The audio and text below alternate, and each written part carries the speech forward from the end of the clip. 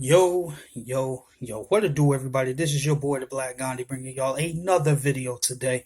Today, we're going to be talking about something that happened a few days ago at the NBA draft, and that was the biggest shock of the night, really. Jimmy Butler getting traded.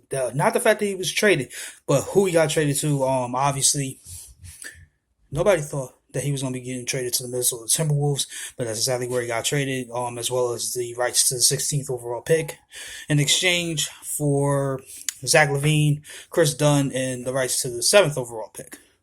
Um, the reason why I wanted to make this video was not only to give my opinion on the trade itself, but also to address something that I've been seeing, and that's freaking everybody's saying that the Bulls got fleeced in this deal. I don't agree with that personally. In my opinion, you weren't gonna get that much for Jimmy Butler anyway, just because of the simple fact that he's not a Kevin Garnett type of player or a Scottie Pippen type of player where you're gonna get like, six, seven, eight players coming back to the team in a deal in terms of players and picks and things like that. So them trying to get like five players, say for example, from Boston, where they wanted both Brooklyn picks and three of the four players between Avery Bradley, Jay Crowder, Marcus Smart, and Jaylen Brown. That they weren't going to get that, especially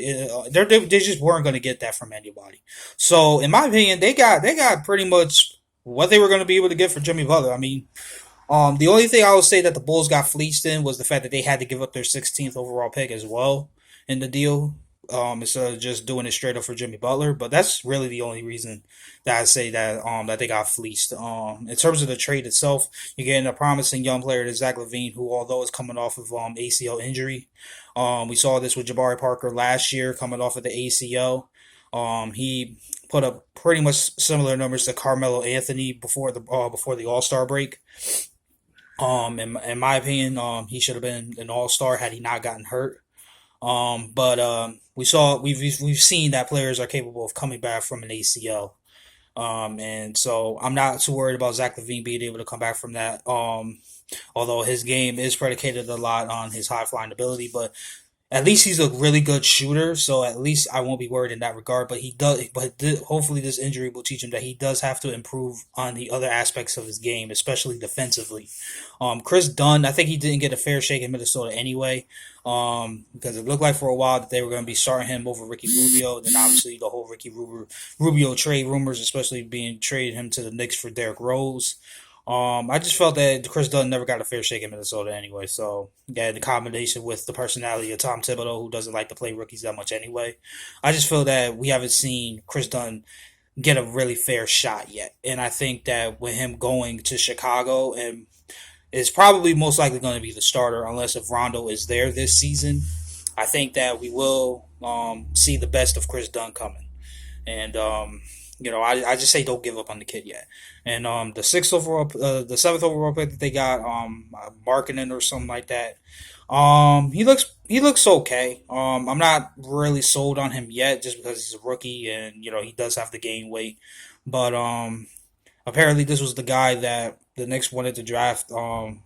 If they were going to trade Porzingis. But in terms of seeing that star factor, I don't see it in his highlights or his videos or anything like that. So we'll have to wait and see on him. The jury's still out on that. But in terms of the trade, like I said, I don't think that Chicago was going to get this crazy deal that they thought they were going to be getting from Jimmy Butler for Jimmy Butler, because like I said, he's not a Kevin Garnett type of game changer or a Scottie Pippen type of game changer. Either, as we know, those are two of the biggest trades in terms of trading multiple things for one guy coming back in return in history. So Jimmy Butler isn't that guy. And in terms of Jimmy Butler on Minnesota, I like the move just because of the simple fact that it's a significant upgrade over Zach LaVine, and he does something that neither Zach LaVine or Andrew Wiggins did, and that was play make, and be a good all around player. And in terms of in the early going, I think that he can be that leader that they need. But I do think that Karl Anthony Towns is eventually going to take over that leadership because, as I've said in multiple videos, Jimmy Butler, in my opinion, is a great number two or number three guy, probably the best guy to get in that for that role. He's not a guy that can lead your team to the promised land. I've said that in multiple videos, and I will continue to say that because nothing that I've seen from him predicates that he is that player. Especially since we've seen when he has been the leader in his final 2 years in Chicago, miss the playoffs 1 year and barely make the playoffs the second year, and everything like that. So, I'm not like making this shit up or anything like that. I'm just going off of what I see. And from the results, he hasn't been shown that he's been able to lead. And let's not try to say, oh, but he hasn't had those greater teams. Let's not go there. His team is better. His Chicago teams were better than average, and he couldn't get them that far. Like for example, this year's roster probably should have been a 6 seed or something like that, but it ended up being the 8th seed. So, like I said, I don't think that the Bulls got fleeced in this deal per se, with the exception of them having to put in their 16th overall pick as well. Because, like I said, I don't like. I think everybody is like treating Jimmy Butler like he was the game changer for this summer in terms of the offseason, in terms of contenders adding a player and they'll be the biggest game changer. I really think that everybody thinks that he's the Kevin Garnett type of player or a Scottie Pippen type of player that could command such a big trade, and everything like that. Like the Bulls were not going to be getting 5 to 7 assets back in return. Like that just wasn't going to happen. Just like it didn't happen with DeMarcus Cousins, and I feel that DeMarcus Cousins is a bigger impact player for a championship contender than Jimmy Butler, in my opinion. So if the Kings got a package like that, there was no reason why the Bulls weren't going to get a similar kind of package for Jimmy Butler. Um, so with that, I'm gonna lay that to rest. Like I said, the Bulls did not get fleeced in this deal. Don't think that. And if you're gonna turn your back on the Bulls now, then you weren't really a Bulls fan to begin with. Trust the process. You got the rebuild that y'all wanted.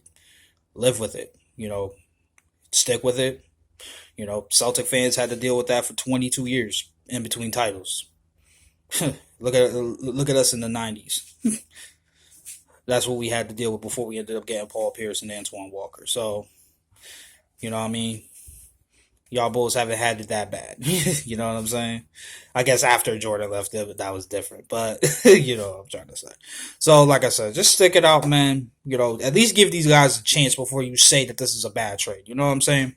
Just like earlier in the week when the Celtics traded the number 1 overall pick to Philly for their number 3 pick and an additional pick. Everybody was freaking getting mad at Danny Ainge for freaking trading the number 1 overall pick and essentially not drafting Markelle Fultz. And like I said in my last video or the video before that, freaking obviously Danny Ainge didn't see that X factor in Markelle Fultz that everybody else tended to see.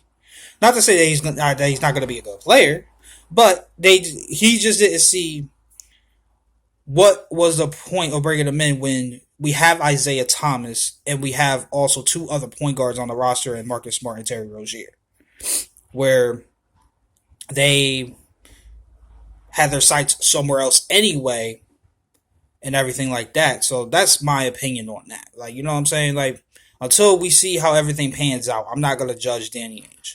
And even if we get the Kings pick, you know what I'm saying? Let's be real here. The Sacramento Kings are not going to be good next season. They're not going to be. They're probably not going to be good the following season. So let's pump the brakes a little bit. Let's not judge that trade that harshly, man. Let's just wait till everything pans out. And like I said, Markelle Fultz isn't even going to be the primary ball handler in Philly anyway. You know what I'm saying? Unless if they're just gonna relent on what they bought Ben Simmons in for the year before. I'm pretty sure he's gonna probably be handling most of the ball handling duties, which is probably gonna affect Markelle Fultz's game in the beginning anyway. So as we saw, he needs the ball in his hands in order to be effective. And that got his team to 9 wins. So you know what I'm saying? Like I'm not missing out on Markelle Fultz. Like I said, I've never been sold on Markelle Fultz from the jump. He's a good player, but he's not what I just don't see that special it factor that everybody else is seeing. I'm missing it here. Like, you know what I'm saying? Wins should matter, especially in college. Like if you're a solo act per se, right?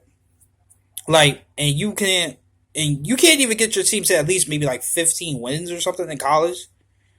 Like, and it's not like he's playing in a strong conference per se. It's not like he's playing against like Duke and North Carolina and Florida every day. You know what I'm saying? He's playing at the University of Washington. So he's not playing against like super stiff competition outside of probably like UCLA or something like that.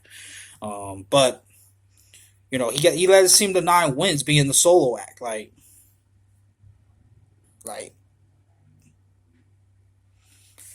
how am I supposed to feel about that if I have the number one overall pick where I could go ahead and get a piece that can help the team more in a multitude of ways? Like, for example, Josh Jackson, or the case what we bought in Jayson Tatum.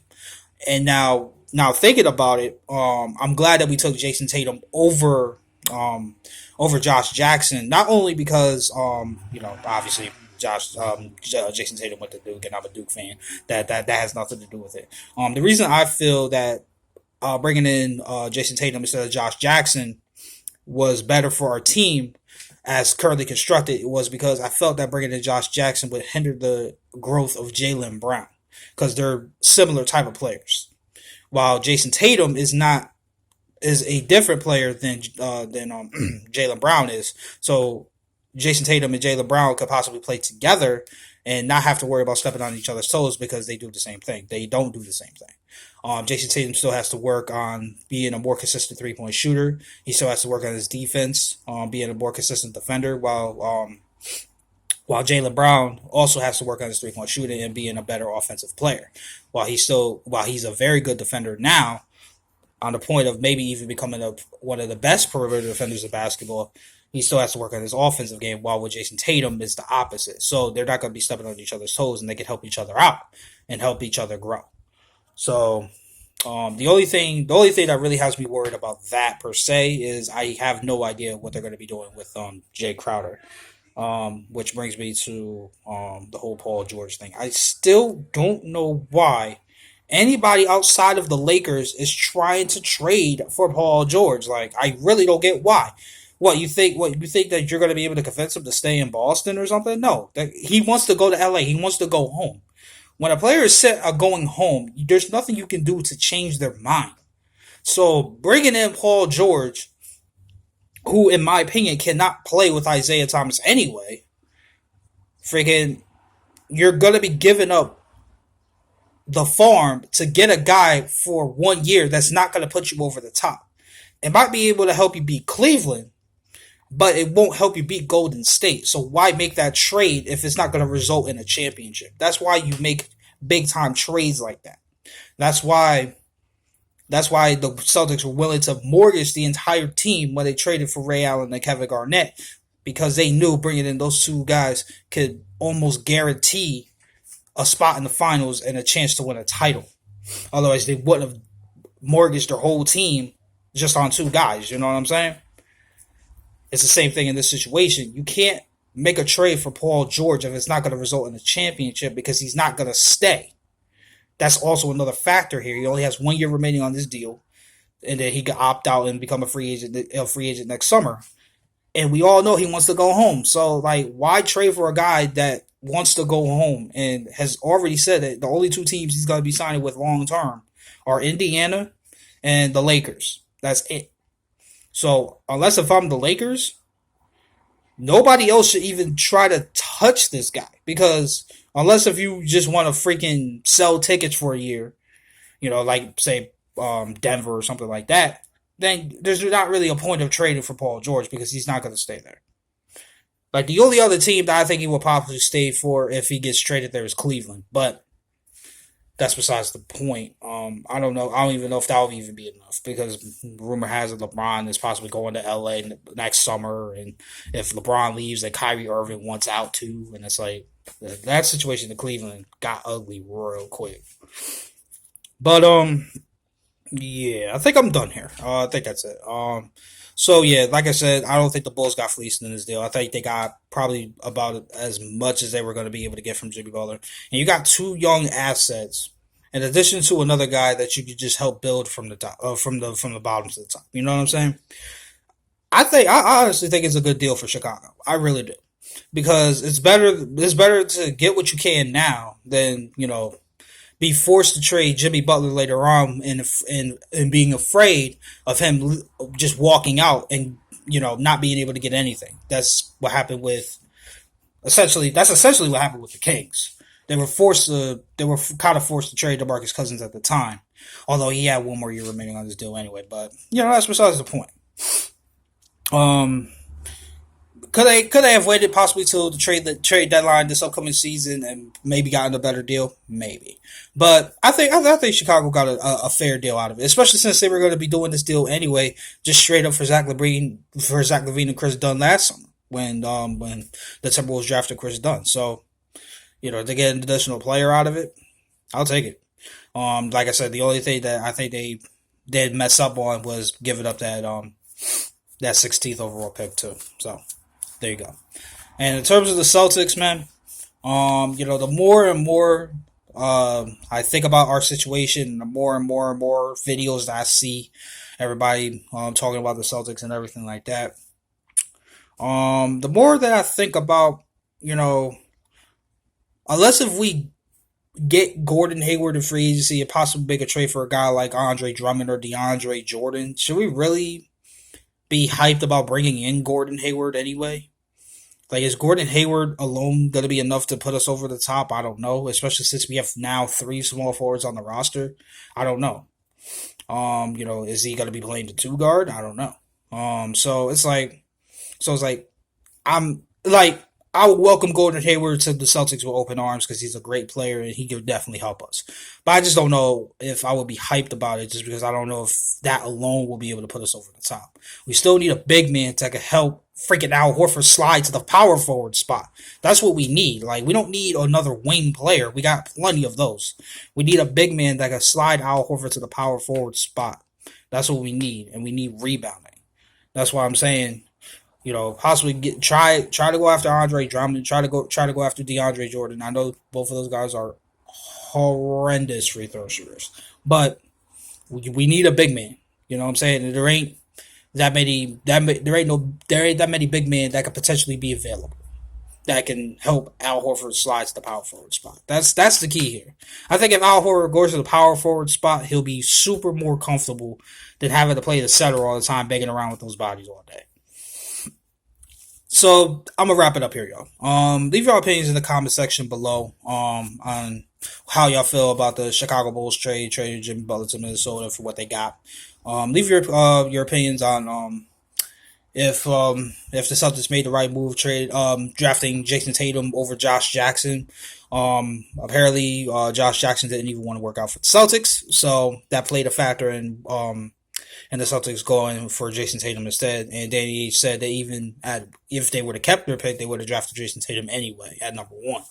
So I think that they were just sold on Jayson Tatum from the jump. So, and like I said, I've watched plenty of tape of Jayson Tatum, obviously, because I'm a Duke fan. So I'm very impressed with what he can provide for us. You know what I mean? It's just a matter of, now that we have three small forwards, what are we going to do now? You know what I'm saying? Are we going to trade Jay Crowder? Are we going to, try to turn Jaylen Brown into a two guard? There's still things we have to figure out. So, like I said, leave your opinions in the comment section below. If y'all enjoyed the video, leave a thumbs up. If you did, leave a thumbs down. To everybody, have a great day. Continue to stay blessed. And as always, this is your boy, the Black Gandhi, signing out. Till the next one. Peace.